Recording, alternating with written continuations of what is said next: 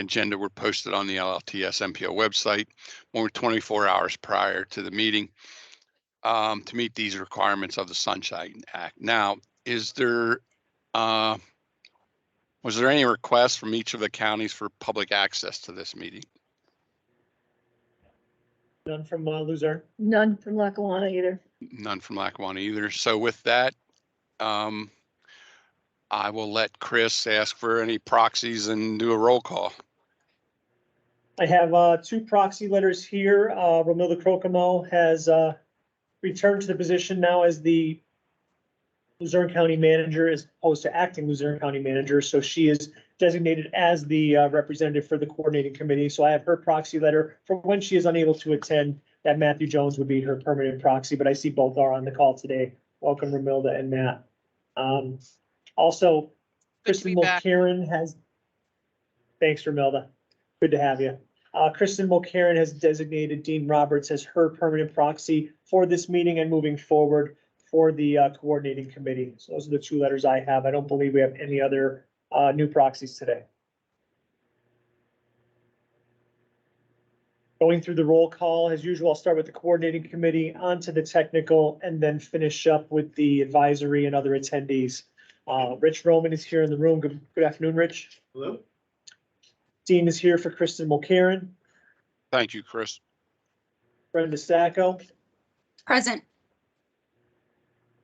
Romilda Crocomo. Here. Tom Riley Jr. Tim McGrath. Present. Bob Hume. Here. And Carl Beardsley. And then I have Ted Ritzik, who is a non-voting member, also on the call, and I believe he's going to come in person, but he's on the phone now making his way here. Yep. Onto the technical committee. Thanks, Ted. Onto the technical committee, and I'll just run through them quick here. Dean Roberts, Sue Hazelton, Gerard Babinski, Brenda Sacco, Barbara Inhofe, myself, Mary Liz Donato, Tom Riley Jr. again, Kathy Bednarik, Carl Beardsley, Alan Baranski, Matt Jones, and Ralph Sharp. That's everyone from both the coordinating and technical committee. All listed, so. I could be less than that.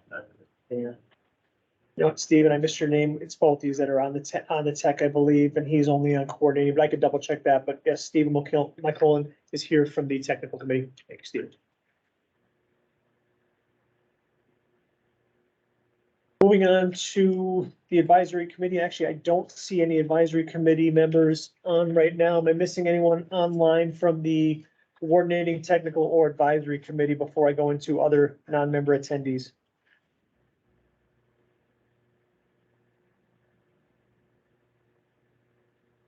Okay, in the room here, non-members, April Hannon, Emma Pugh, both from PennDOT District 4, Eric Middleton, Lackawanna County, Jessica Edwards, also Lackawanna County, Joe Corcoran from the Heritage Valley Association, John Petrini, District 4, Jonathan Shaw, Luzerne County, Julie Lawson, District 4, Kate McMahon from NEPA Alliance, Bob Kenny, Lackawanna County Planning, Steve Fisher from District 4. Actually, I believe Aaron Whitney is on the call from the advisory committee. And I have Michael Danchek on the call for the technical committee. Any attendees that I may have missed, I'll start in the room. What's your name? I'm actually from central office in Harrisburg, and I'm in the press office. Thank you, Ashley. Welcome. Julie's not here. Was she on the call, John? Or no? Julie Blossom? Yeah, she's on. She's Yeah, showing up. I'm here, Sue. Thank you. Good to have you, Julie. Glad to be here. Thanks for noticing. Did I miss anyone else in the room?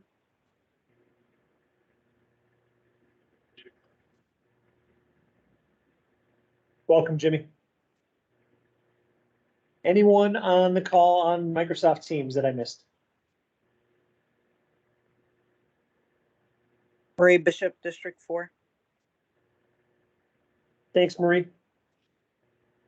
And it looks like Gene Peroshniak, our FHWA representative, has arrived. Good afternoon, Gene.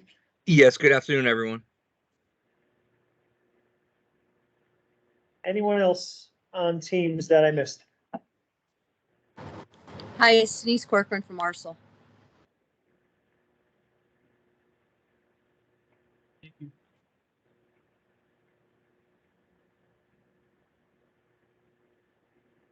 Dean, I believe that's everything here. If you want to start making our way through the agenda. Wonderful. Chris, I take it that you do have a quorum. Yes. Okay, great. That, if we're looking at the agenda, that'll take us to item number 1, public comment. Is there anything out there not on the agenda that anybody wants to bring up for public comment to today's meeting?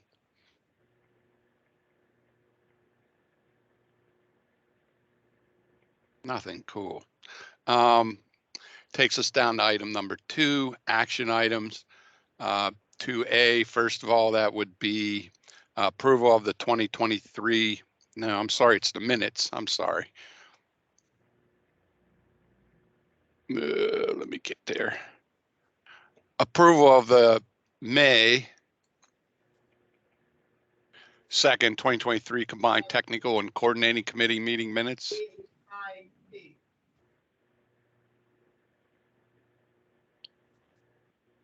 I'll make a motion. So moved from the technical committee, Matt Johns. Great, so moved. Do I hear a second? I'll second it. You seconding Chris. All in favor of the motion to approve the minutes? Aye. Aye. All opposed? Aye. Motion carries. I'll kick that over to you, Mr. Fumi, if Bob's there. I think Bob is there, correct? Okay. Yep, thank you. Dan. Need a motion from the coordinating committee to approve the May 2nd, 2023 meeting minutes. Make a motion. Motion by Mr. Roman. Second, Tim McGrath. Tim McGrath, second. All in favor? Aye. Any opposed? Aye. You, Dean. Okay, thanks, Bob. That'll take us down to action item number 2B, 2023 tip actions required for amendments votes. I do have a transit one, but first I'll go to Mr. Fisher to present any highway and bridge actions. Okay, thanks, Dean. As stated in the minutes, the administrative actions were distributed prior to the meeting. So if there are any questions, I'll be happy to take them either now or after the meeting. With that said, we do have 2 amendments that we're looking at this time. I'm not sure if we should vote on them individually. Steve, let's present them both together and then we will vote on them together, but go ahead and present them here and then we'll take one vote. Okay, thanks, Dean. Okay, so what we have here is we are advancing this project onto the program to begin design phase. And the reason that this is an amendment is we are advancing it utilizing federal funds. So it's new federal funds on a project on tip. So this is the preliminary engineering phase of the Rockwell, what's otherwise known as the Rockwell Ave Bridge. It's the bridge over 81 that in its prior life, it was built to connect, I believe, a coal operation that when 81 was built, divided into 2 pieces of property. So this bridge was built to connect the 2. They will be looking at alternatives for this bridge as part of the design. And this is to add the PV phase in 2023. Move on to the second one, if there are no questions.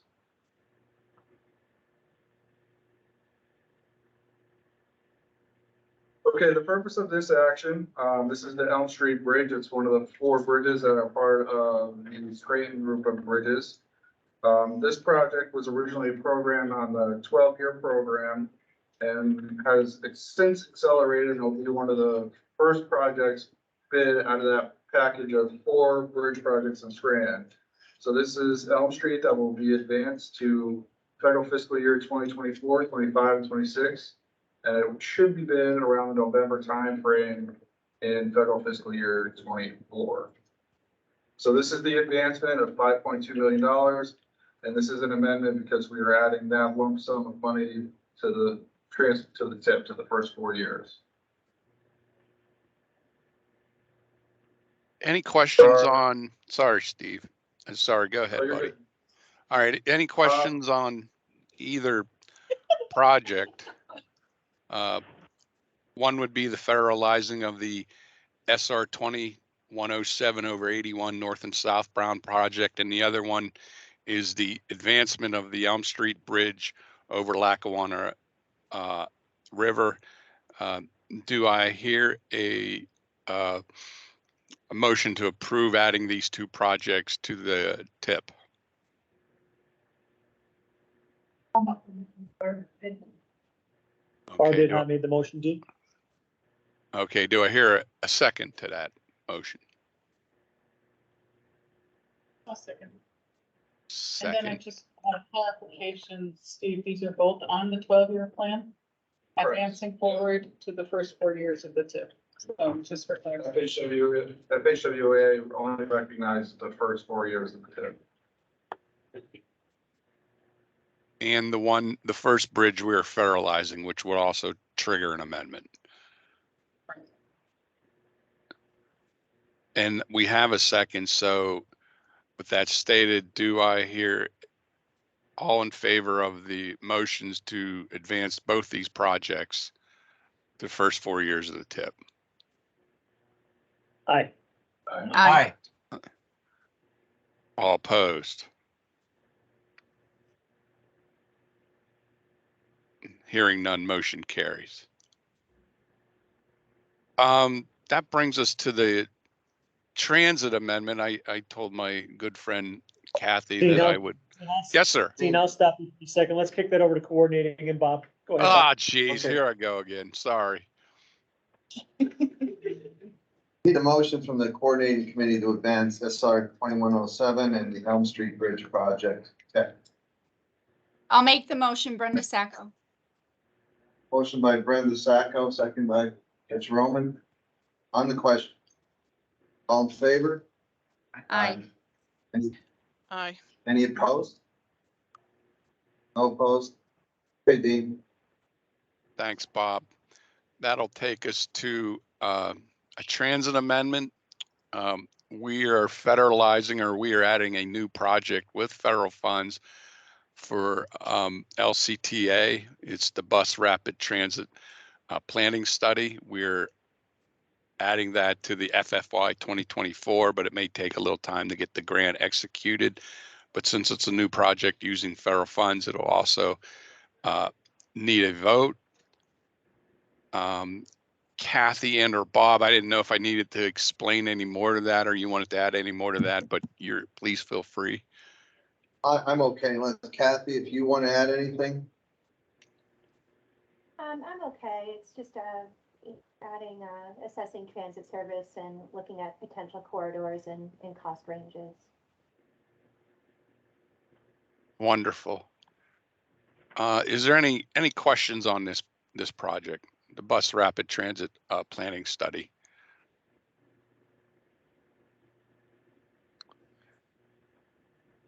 Hearing none, may I have a motion?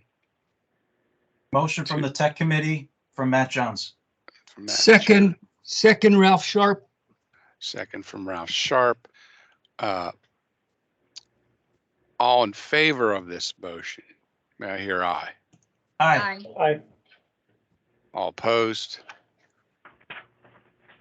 Motion carries, and I'm not going to get ahead of myself, and I'll kick this over to you, Mr. Fumi.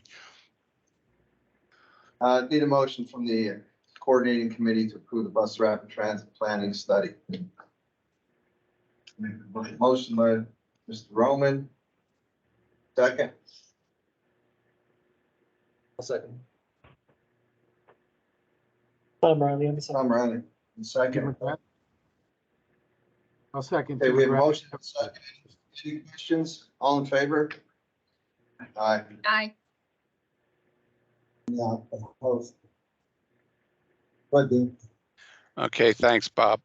That'll take us back down to action item number C, the 2020 census urbanized boundary smoothing. And Chris, I'm going to hand that over to you, my friend. Sure, I'll give a quick background on it. So the 2020 census data came back probably about a year or so ago now. And we knew sometime after that, we would have to go ahead and smooth the urbanized boundaries. This is a first time task for any of the staff here at Lackawanna or Luzerne County. So we went ahead and we went about it together. We basically started up in the northeast portion there in Carbondale and made our way down to Hazleton and so on. And it was really a great collaborative effort. I can't thank Mary Liz, Eric, and Bob Kenny enough for their assistance, along with myself and Jonathan Shaw and some of our GIS staff that helped us put this together. We had a deadline of June 30th to submit our boundaries. We did so in time. I found out today via email that central office does not accept zip files. So I resent it unzipped this morning when they were questioning when the email was going to arrive. So they now have it in their possession. I let them know it was contingent on a vote. I don't believe this was required to be voted on, but with it being a task that's going to basically be the urbanized map for the next 10 years, I thought it was something important enough to come in front of the MPO committees. The logic of it was just basically to smooth out irregularities, get continuity on specific routes as opposed to it going urban, and rural, and so on. So basically, we spent a lot of time smoothing and eliminating islands. So everything you see in the lighter shade of red is what was existing from the census data, and then everything on the outer portions and the darker red is what we went ahead and smoothed and added to that. We did not have to add. We could have just said, hey, we're fine with the census data, but this is what made the most sense.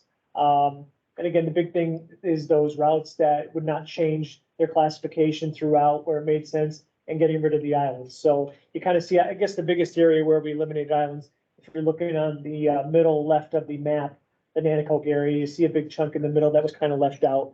And we went ahead and made that all one big blob, as we were referring them to, or amoeba in our meetings.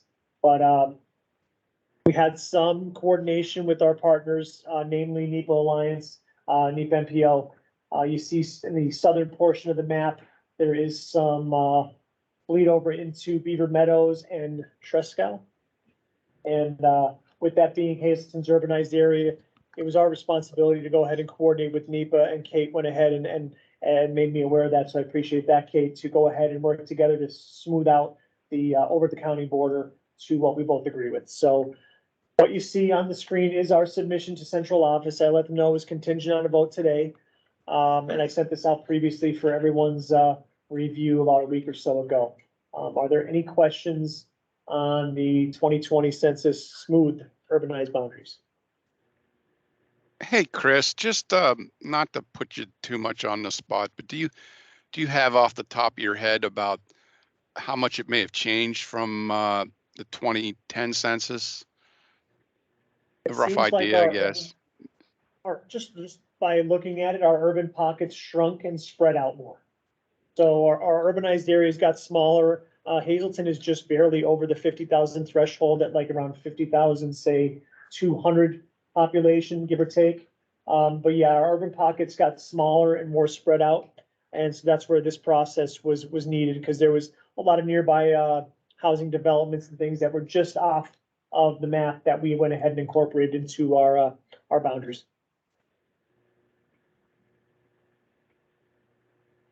So there's still MOUs for between us and NEPA? So there were old MOUs. They were probably drafted sometime back in 2012, 2013, the last time we did this. So the next step after these get approved through central office and FHWA would be to update those MOUs with the neighboring counties that our urbanized area bleeds into. It ends up being a small amount of funds that kind of trickle over. Yeah. Real small. We'll take a look at that and see even if it's worth it. But, for the sake of continuity to capture, otherwise it'd just be outliers. And we want to make that connection, especially since we're going the state route.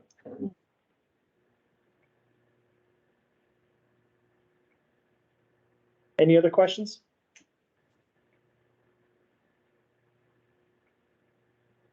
Hearing no other questions, do I hear a motion to approve the 2020 census urbanized boundary smoothing as presented by Mr. Chapman? I'll make a motion. Okay, Thank- Susan. I'll Thank second Alan Burns. Do I hear, I'm sorry, all in favor of the motion? Aye. All opposed? Hearing none, motion carries, and I'll throw it to the coordinating committee. Need a motion from the coordinating committee to approve 2020 census urbanized boundary smoothing. A motion? Motion by Rich Roman. A second? Second. Second by Mr. Riley. Any question? All in favor? Aye. Aye. Any opposed? Any opposed? Okay, Dean, thanks. Thanks, Bob. Hey, Chris, before I get into discussion items, if you're having any more meetings at the airport, and if it's okay with the committees, I'd probably like to, if I'm going to be the chair and do this, I should probably show up in person maybe next time.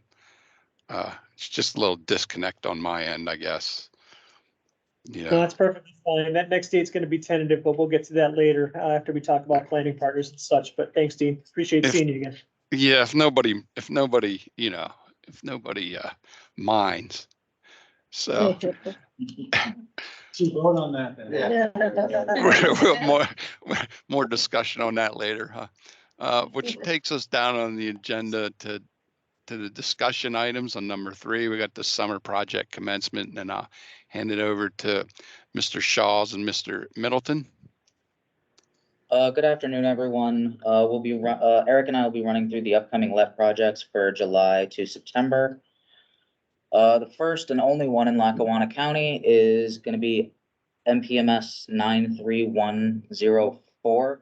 This is going to be SR 2007, also known as East Northampton Street, over Branch Spring Run Creek in Wilkes-Barre City.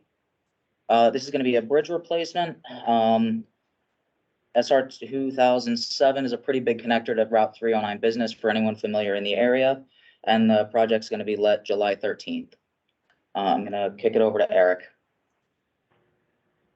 Thank you, John.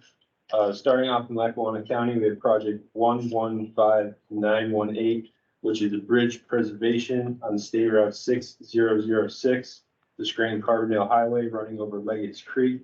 And this is set to let on the 27th of this month. And then our next one is project 84368, which is a bridge replacement project on State Route 6011. That's Greenridge Street in Scranton over the Lackawanna River.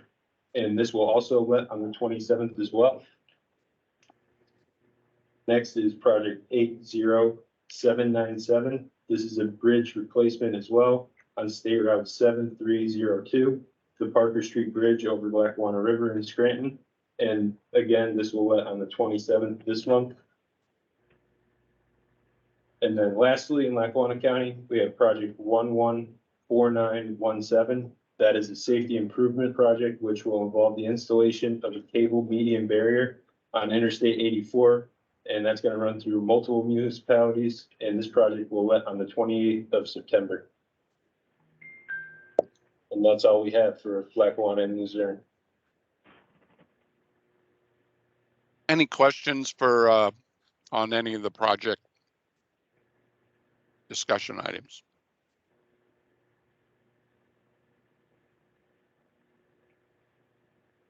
Thank you, gentlemen.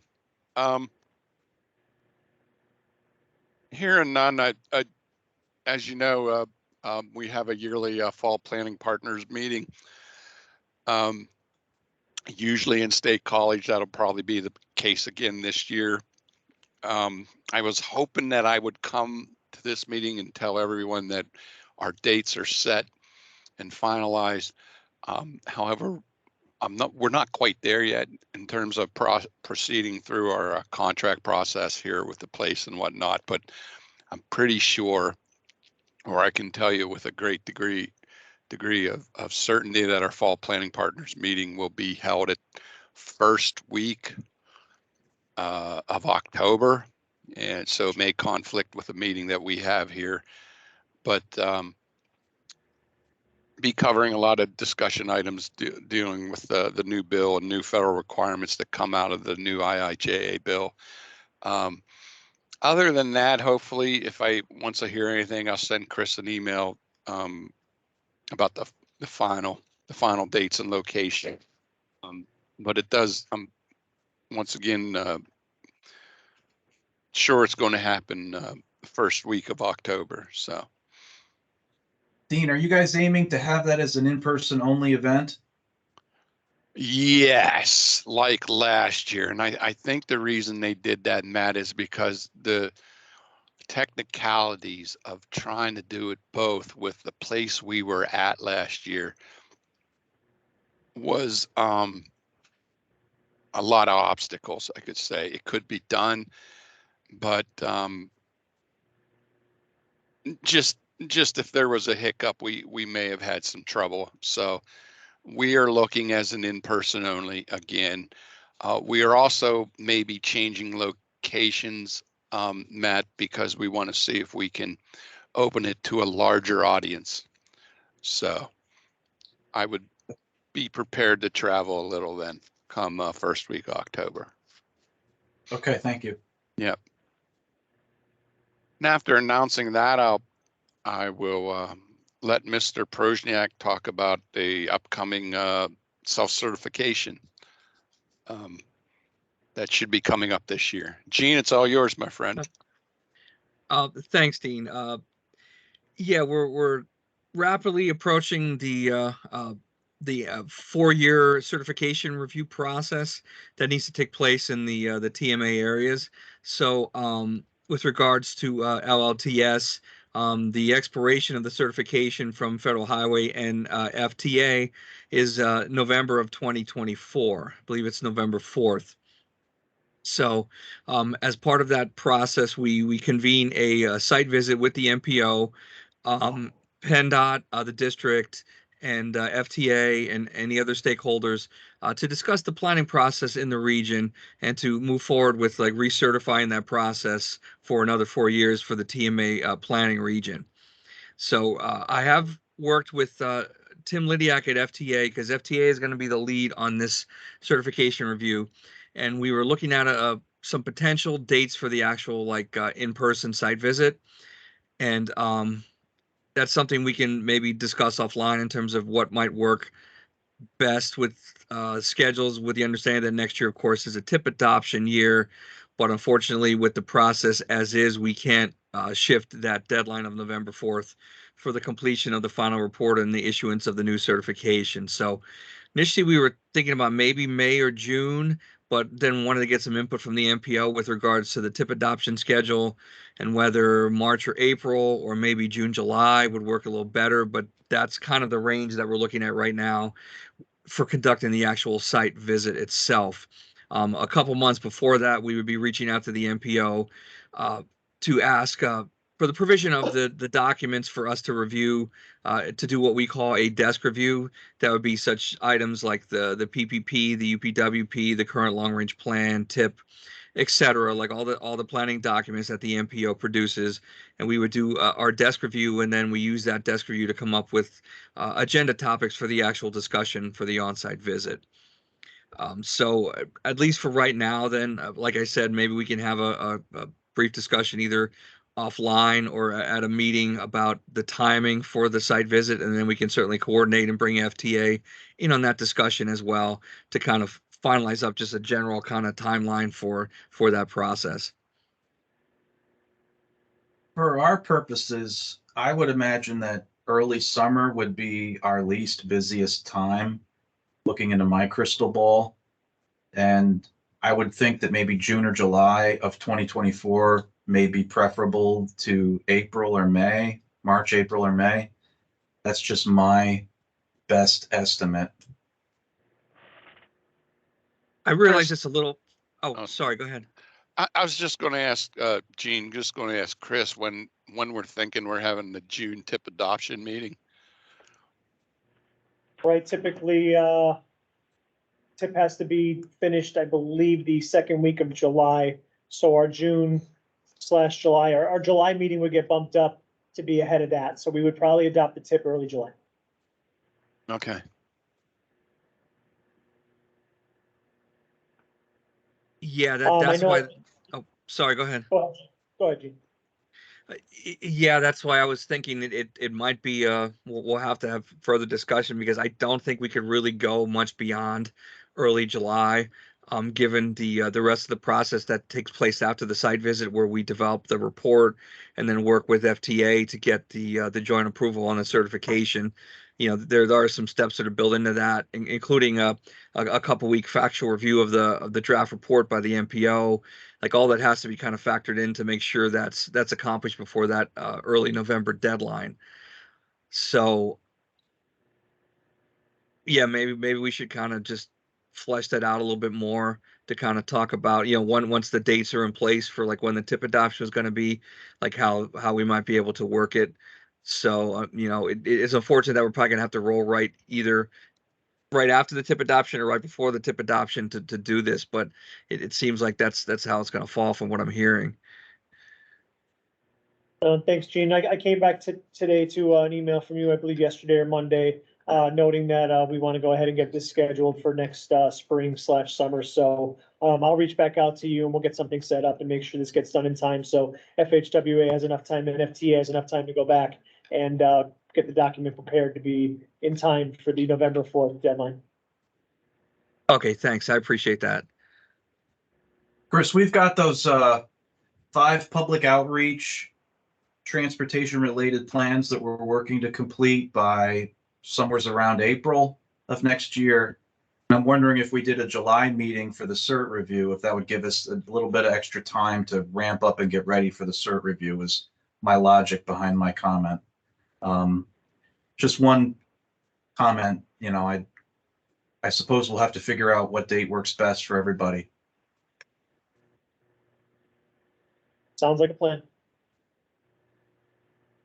Gene, could you do it like just after the 4th? Is that possible? It's possible, Dean, and I would think that would probably be like at the tail end of how far we'd want to go before having it. But then, you know, also keeping in mind that we also want to make sure that we have the participation from the transit side of things as well. So sometimes that can take some coordination to get all the stakeholders at the table together, you know, for those 2 days. But yeah, that's something we could certainly work on trying to get accomplished. Okay, thanks, Gene. I will say that last time the airport was a wonderful place to have it, just as an aside. So with no other questions about the federal certification review, I will send it down to discussion item number D to funding and grant opportunities to Mr. Chapman. Thanks, Dean. And while there are a few grant opportunities currently open, I'm only highlighting 2 of them today. The first one I did speak about last meeting, and I'm going to elaborate a little further. The transportation alternative set aside, and you see the homepage of their website on the screen. The draft, which is required, you have to have a draft application completed. That has been extended to July 21st, so that's coming up very soon, less than 2 weeks away. The final submission date, though, is still stated the same. It will be September 15th. And as most of the people in this room know, as a large MPO, we receive our own set of funding for these projects. So typically, all the applications will be received in September. Central office will review them, kick them back out to the MPO to have us go ahead, rank, score, and distribute large MPO funds to these projects. We are expecting 2 years worth of funding to expend, and as opposed to in the past, the funding has basically doubled per year. So we'll have a little bit more wiggle room to go ahead and fund some of these great projects, these transportation alternative projects. So we're looking forward to that. And then after we score, after we go ahead and allot the funding between Lackawanna and Luzerne County. The rest of the projects, including the ones that were not fully funded from our round, go to the statewide pot, and they expect to be announced in the winter or spring of 2024. So we're really looking forward to that. That will engage our advisory committee, some of which are on the call today, to get together, score these projects as we see fit, and then bring those recommendations back to the technical and coordinating committee to be approved and advanced through the large MPO funding round before it hits the statewide pot. Real quick, I'll speak on the Reconnecting Communities and Neighborhoods program. I will be brief, and then if you have any questions after, please go ahead. Reconnecting Communities and Neighborhoods, it was a combination of the Reconnecting Communities pilot and I don't have the neighborhoods program name in front of me, although it's probably right on the screen. But it's a combination of those two because they had similar priorities. The main priority is the disadvantaged communities. There are few funding pots here, capital construction being one of them, and that is meant to reconnecting communities or removing any dividing facilities that have once split communities in the past. Community planning would be the second pot of funding, and that is to restore connectivity or involve community engagement. And finally, the regional partnerships is looking for 2 or more agencies to work together to do a equitable assessment and address mobility challenges in our region and in those disadvantaged communities. That is due on September 28th. This would be the second year for the reconnecting part of it, reconnecting communities part of it. As I said previously, it was a pilot, and the link is in the agenda packet. What you see on the screen is what was there. And if you have any questions, please reach out to any one of us. Any questions on either one of those grant opportunities?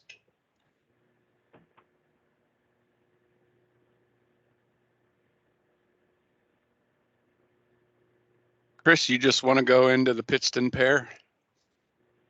This is probably the most exciting one on the agenda. We put a lot of work in. We had a team of stakeholders, starting with the consultants that were selected by the state. We had central office partners. We had many of us in the room from the district, from Luzerne County, all worked together and put in a fantastic application that got us awarded $19 million for both the Fort Jenkins state-owned bridge and the Water Street County-owned bridge in Pittston and what's connecting Pittston to West Pittston.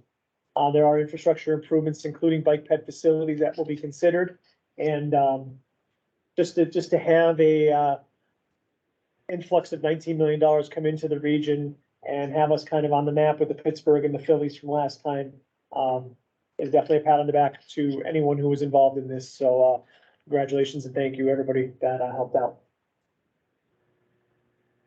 Congratulations to Rich Roman and PennDOT for getting this done. This is a huge win for our area. We're bringing $19 million of federal money back to Northeast Pennsylvania.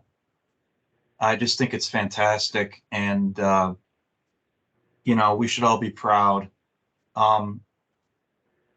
Rich, if you're still on the phone or in the room there, my best understanding is that this $19 million of influx federal money is coming in, and that there was already a state commitment to do this bridge bundle. So is it safe to say that the $19 million of federal money will free up $19 million worth of state money that had been committed to this project that can now be redirected to road and bridge infrastructure improvement and maintenance projects throughout the NEPA region, throughout, I should say, Lackawanna and Luzerne counties, District 4? I would love to say yes to that, but the answer is no. That job right now, Fort Jenkins Water Street, is probably $45 to $55 million estimate. So this 19 million is a great shot in the arm, but it's not the whole way. So I don't think we're at the point now where we could say we have freed up 19 million to go somewhere else, especially knowing that we still have to go through a lot of, we're probably 4 to 5 years away from construction you know, with escalation and costs, I'm not sure if we could plant that flag just yet. Is it still within the realm of possibilities that it will free up money in the grand scheme of things that could then be redirected towards other projects within our 2-county region? If things go well? Yeah, I don't want to set expectations. I want to be honest. And from what I understand, and I'll defer to some of my staff in the room, you know, we were kind of paying for that in the outer years of the plan. I don't want to say smoke and mirrors, but with. Right. Yes, I think everybody understands what I'm saying. So we're kind of at that point where, although we had the job funded, it was a stretch. This money, which is great, makes it less of a stretch if we have to stretch at all. I'll defer to Susan, Steve, That's exactly true. anybody on. It's gonna assist in when we move towards the next phases of the project, it's in the construction, it's gonna assist in making sure we're fully funded for the project. Matt, I will say it helps us on a statewide level. Maybe not that you care that much, but when you have $19 of dedicated funding for this bridge, a project that large, the district and the MPO would have to come to central office and ask if they can help fund it. But when you get $19 million dedicated like this, it gives us a lot of flexibility that we can then don't have to pick up the tab so much on the statewide level, and also gives us flexibility to use regular federal funds, I guess, on other areas that have more flexibility where we see fit, if that's what you're trying to get at. Yeah. Thanks, guys. Yeah.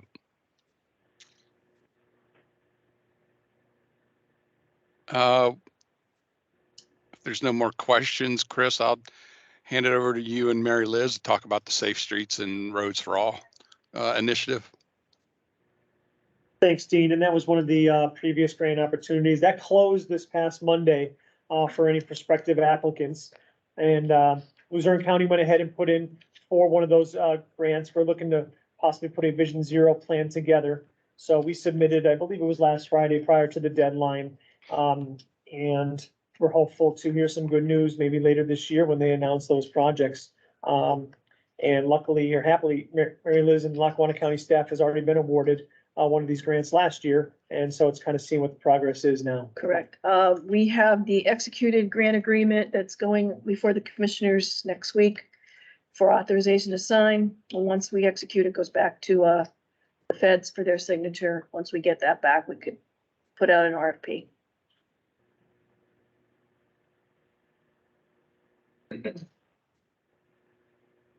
Great. Thanks, Mary Liz. I just want to thank Eric, because Eric really took the bull by the horns on this. He did all the paperwork and is working with our representative, and he's doing a great job.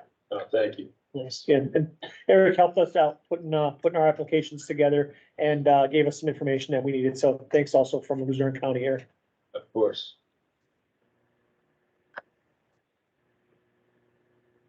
Great. That'll take us down to item G, Mill Street Bridge in Dunmore, Mary Liz and Chris. Can I just say real quick, we've been doing those safety review projects once a year with PennDOT, and I think it'll be really neat if we can use those projects that have been kind of sitting around, and if we are able to access this $1 billion in safety money from the U.S. Department of Transportation to implement and realize those projects, I think that's going to be great. You know, we're going to be able to do a lot of really neat things in the region to make our roadways safer, whether it's, you know, friction pavement, additional signage, you know, little raised berms, making traffic circles instead of, I know that's a dirty word here near the Avoca Airport, but sometimes a traffic circle works. Look at Dallas, Pennsylvania. So, you know, it's exciting. There's a lot of money being made available, and we've been doing these investigations of troublesome intersections for years. this might give us a shot in the arm to finally fix some of these locations and prevent injury and death. I know the one road in Lackawanna County, you go out, is it 435? You go out to the Poconos towards the former Kundla's barbecue. I always approach that intersection too quickly. It's like a speed trap. And you make that left turn and it's like you're going to fly into the wing wall of that bridge. We have a lot of opportunity to make our roads safer, and it's an exciting new set of possibilities, I think. So Lackawanna got the jump on us. You guys already won your award, but we're hoping to, piggyback on what you're doing. We're gonna be in the game. Just putting that out there. Matt, Chris, and I, we're gonna be in the game. Absolutely. We want money too. That's for sure. Yeah. Okay, thanks, guys. Yep. So I believe we're on G, the Mill Street. Is that where we are, Chris? We're still there. Yeah, we're on to the Yeah, Mill and Street Bridge. And I'll hand it over to you and Mary Liz. Well, now the last I heard, Dunmore has accepted ownership of the bridge. They're looking to get the project on the tip. It is in the long range plan, I think, under unfunded projects. They've been in contact with me for different ideas for funding sources. Now, I haven't heard anything, if you've heard anything else on that. No, and Mary Liz is correct. This is a bridge that has been a priority of the MPO for some time. This actually appeared in the 2015 long range plan as well. But as I mentioned in previous meetings, at that time, there was no owner of the bridge. Dunmore recently took ownership, which gets us to this point of what to do. And with it being a long-standing item of the MPO, we're going to go ahead and do what we can to get this bridge moving forward. Now, aside from that, I know there was a meeting, and maybe Rich could speak on it, with Dunmore regarding this bridge. Yeah, maybe 4 or 5 weeks ago, the Secretary Carroll came up and we met with some folks from Lackawanna County and Dunmore just to kind of talk about where we're at with this project. And I forget the representatives from Dunmore that were there, but they made it clear that they are accepting the ownership of the bridge. And we talked about the opportunity to get it onto the 2025 tip, again, which is, a year and a couple months away yet. So I think they were going to maybe look at some options to look at maybe starting preliminary engineering with some of their own funds, county funds or some others. And we have yet to hear back from them if they are going to do something or just wait until October 1st of next year to the 25 tip comes online. So there's some things that we were looking to do. Maybe you could start consultant selection. Maybe we could start some other things, but we really haven't heard back from the county or from Dunmore at that point. But that is one that we are going to be very supportive as well to begin the preliminary engineering phases for the 25 tip. Like I said, it's been a priority. It was just a matter of ownership, and now that Dunmore has assumed ownership, we can move forward. Dunmore would be on the hook for a local match, and then it would just be a matter of getting it moved forward and onto the tip eventually here through the committee.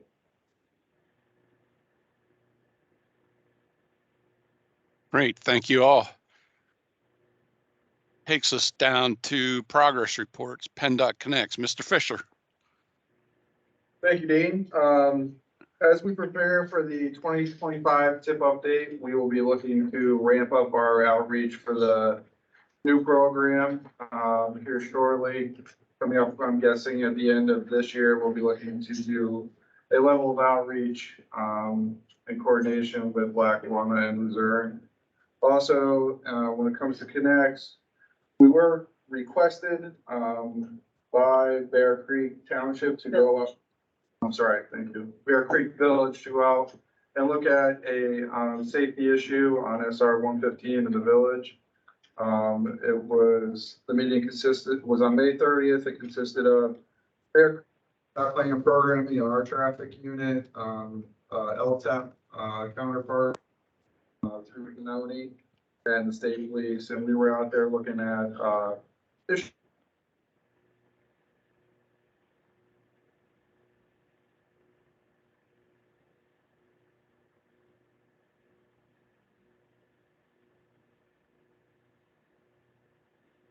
Steve, I lost you.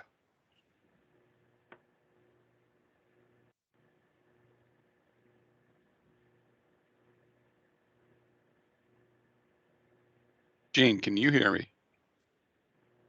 Yeah, I can hear you, Dean. Okay.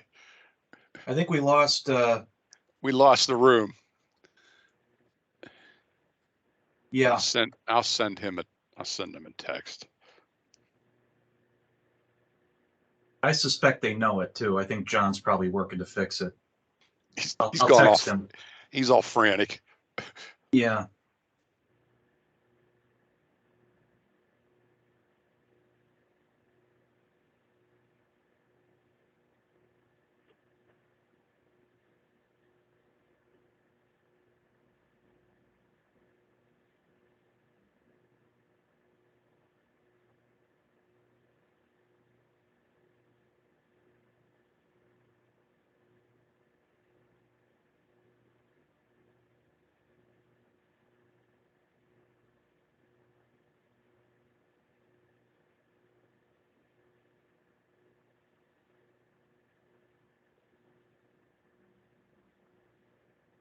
Well, I texted Jonathan. Hopefully they'll work out the technical difficulties and connect us all together again.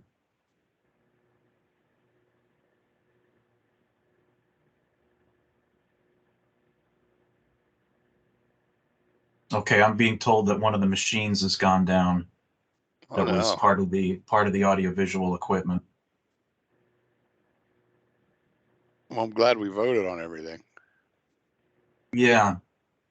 I wonder if they can reboot it or if it's Or if maybe it ran out down of to the power. count. Yeah, who Yeah. knows?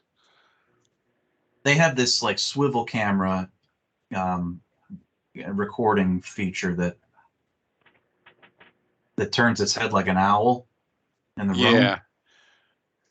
And that it's gone down for some reason, which is unfortunate because we just bought it and it was working so well. It was. Hey, Matt, can you hear us? I can hear you now, Jessica. Mr. Jones, can you hear us? I can Yes. hear you, Jessica. Yes. Can you hear me? Muted and the camera's off, so it should be just as good.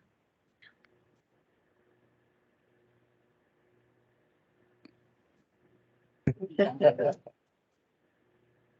anyone hear us on Yes. Teams? Yes. Yes. Hear you fine now.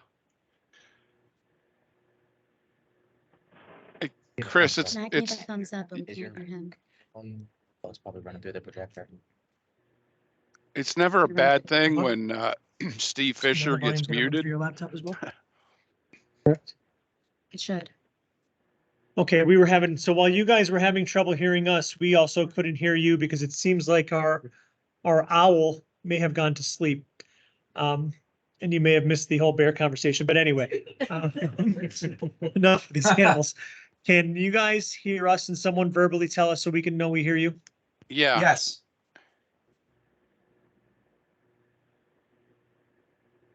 We can hear you. Yeah. See, just getting feedback. They can hear us, but we can't hear them. Okay. Yeah, that sounds like if we can hear you.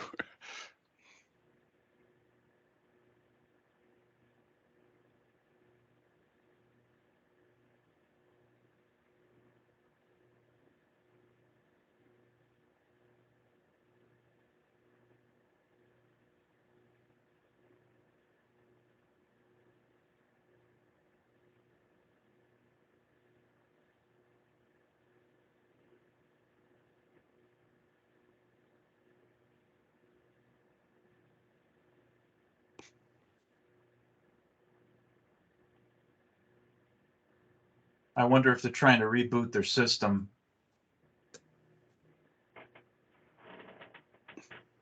I don't see anything coming from John anymore.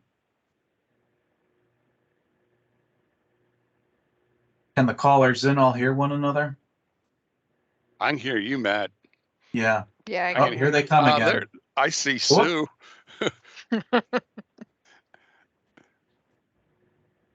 For a brief moment, we saw them again. I see you, Chris. Can you hear us? Now, can you guys hear us? Yes. Yes. Yes.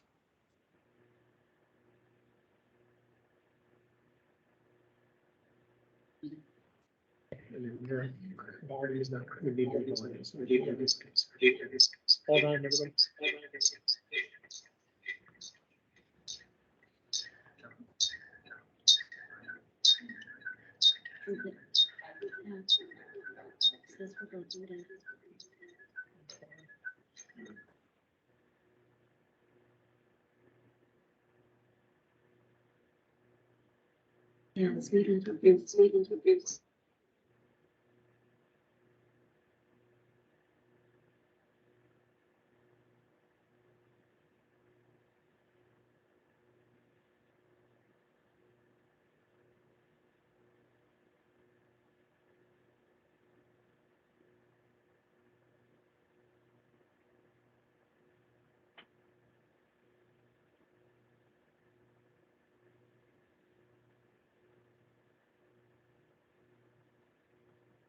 Okay, testing. Okay, I think we're good. We got rid of the feedback. At some point, the owl took a nap and it's now awake again. Last Just thing to wrap we, up. Go ahead, Dee. I was going to say, last thing we heard was Steve Fisher telling us how great he was. That was it. Steve, Didn't miss anything. Steve nailed it. I threw a joke in about bears and owls, and we're gonna go ahead and do what we can to work with Bear Creek Village moving forward and try to get them some assistance, some safety planning assistance with 115 in their various intersections where many vehicles are passing and causing a safety hazard and accidents. Literally after we had the meeting, a couple of days later, they had an accident that turned out to be at fault of one of the residences, one of the people that reside in Bear Creek Village. So we're gonna do what we can to move forward to give them a hand, and it's all part of, again, some ongoing road safety reviews that we've been doing as a staff with the district staff and the traffic division. So Yeah, Chris, and a side note, it should be mentioned too, that part of that, municipal outreach program that we did with PennDOT Connects at the district, there a few months ago in February, they did tout them as being a resource for being able to do things like this, and funding is available, so. awesome. Thanks, Steve. Any questions from anybody on the call? And sorry about the technical difficulties. So, Chris, you can just go right on into all your joint county plans update. Okay, it's gonna be a brief update, Dean. We had our kickoff meeting 2 Wednesdays ago, maybe it's actually 2 weeks ago today.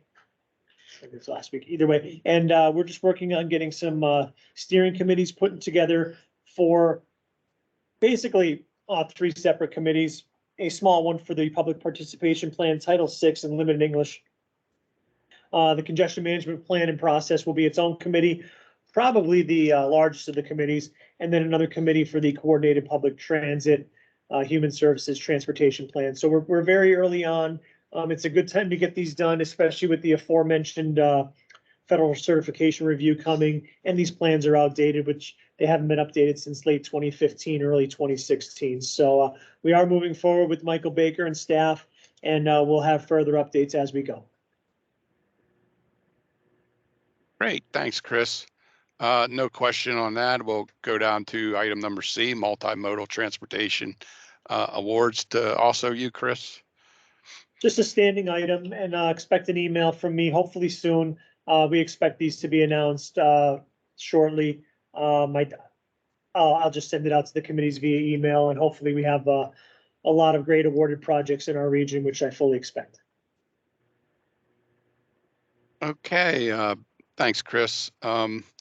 Takes us to Number 4, progress reports, item D, and my friend Kathy going to talk about the LCTA microtransit update.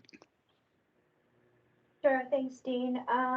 LCTA continues with our 2 zones that we're looking at surrounding the industrial areas. We are working on hopefully some FHWA funding, flexing through carbon reduction. We qualify under the category B of that funding, so looking to get the funding set up and implement sometime in 2024. And that's about it. Thanks, Kathy. Any questions on the microtransit update? If none, that'll take us to item E, the Eastern PA Freight Alliance with Mary Liz and Chris. We had been provided the draft profile and appendices for the document itself. It was given out to all 10 counties for their review. Mary Liz, myself, and John went ahead and gave our feedback. So we're waiting to see the new product of that. And I have to imagine by the October meeting, or if not early next year, we will have some sort of draft for the committees after we get some stakeholder engagement in the meantime, freight stakeholder engagement. So we're still moving forward there.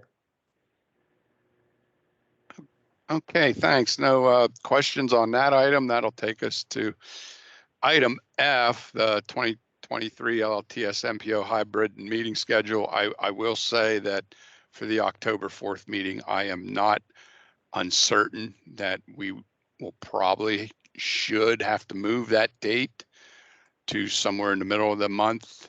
Other than that, Chris, if you have anything to say about next year's schedule, go ahead. Yeah, I think as a committee, we have to consider changing our dates. It seems like Wednesdays have become a popular day for a lot of meetings. There's a standing planning partners call that happens every 2 months. October is always a crazy month with fall planning partners, with the APA-PA chapter's annual conference, which I could throw a plug in, will be in Scranton in October. Hope to see everyone there. But October gets a little nuts, and it seems like our Wednesdays have been getting utilized for many other things. So whether we move to say the 2nd or 4th Wednesday, or if we move away from Wednesday altogether, I think there's going to be some email traffic from myself, probably starting with the voting members of the coordinating committee to see what they prefer. But it's nice to have it on a specific day of the week. You know, we used to have these at 10 a.m. Now we have them at 1 p.m. and it seems to work out for everybody. Plus, if there's some last minute adjustments, it gives us some time in the morning to get that done. But we might be looking at another day of the week, and change is good. So we'll look forward to that if and when we get there. But October 4th is tentative, will likely not happen. And we'll have some discussions on when that meeting date will change to, because we do have to work that around the TA set aside projects that will be moving forward too. So we want to make sure we don't hold any of that up with the large MPO funding and everything get to the state. But luckily we have email votes and other ways to go ahead and conduct business. But the October 4th date will change, and expect something to me in the future with the possible new date for MPO meetings moving forward.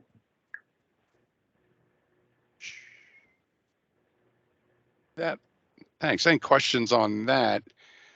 If none, that'll take us to item 5. Any business? Anyone else have anything they'd like to say?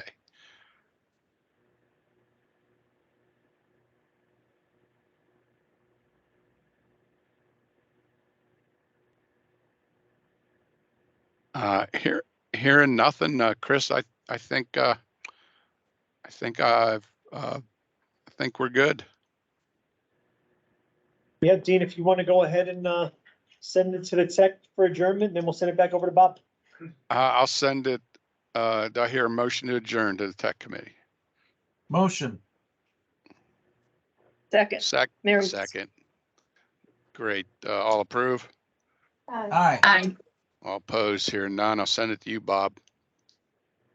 Thanks, Dean. Motion from coordinating committee to adjourn. Mr. Roman, second. Riley, Question? All in favor? Aye. Aye. Thanks, Everybody everybody. enjoy the new. Thank you. Thanks, everybody. Thank you. Stay safe. Still have some time. There you go. Good. Even with the malfunction. Right. Why do you fall asleep? First, I don't know. I don't know either.